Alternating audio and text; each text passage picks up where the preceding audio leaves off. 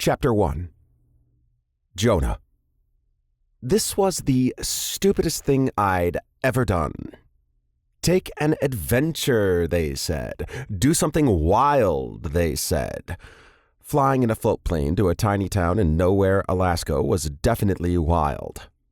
At least for me. I was a Florida boy, born and raised. Getting the job at Heart to Heart Corporate in Miami had been a dream come true.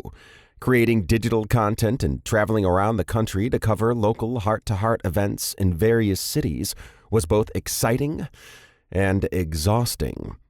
But lately, it had become more exhausting than exciting, and I wasn't sure I was up for this adventure in Alaska. The assignment was to write about something I'd never done before. The company was kicking off an event with a Never Have I Ever theme, and they wanted us to create content to support the launch. When my boss had asked me what was on my Never Have I Ever list, I'd blurted out one of my lifetime goals. Never have I ever been to Alaska.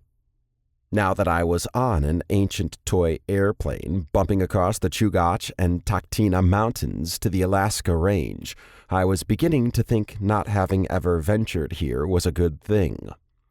The grumpy pilot had only said 2 words to me when he'd picked me up on the water in Juneau. "Buckle up."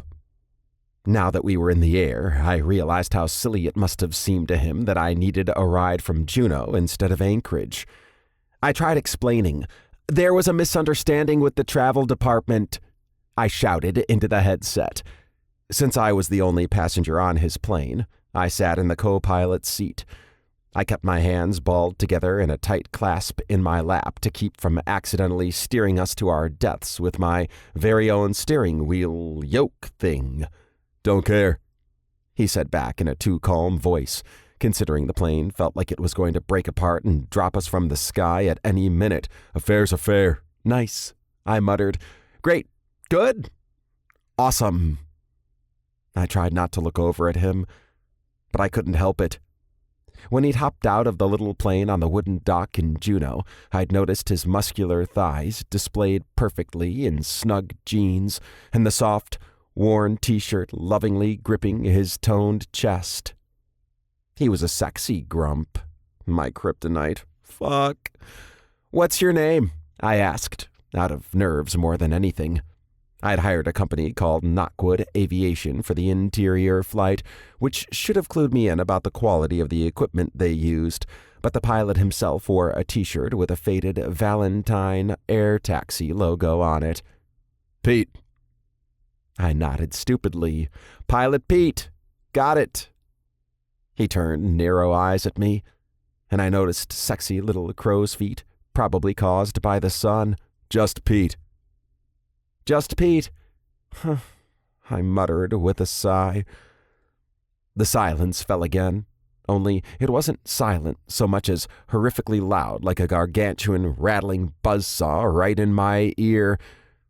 "I'm Jonah," I said after a few more minutes. I couldn't keep quiet. "Yeah." "I'm here to write an article about trying new things. Things I've never done before. Like, I don't even know. Fly fishing? Or..." I looked around the death trap I was in. Dying in a fiery plane crash? No response. I threw up my hands in frustration and knocked the yoke steering wheel thing. Pete's hand shot out and grabbed my wrist in a firm grip, but his words remained as calm as ever. "Don't do that." I bit my top lip to keep from laughing or crying. My stomach hurt. My head hurt.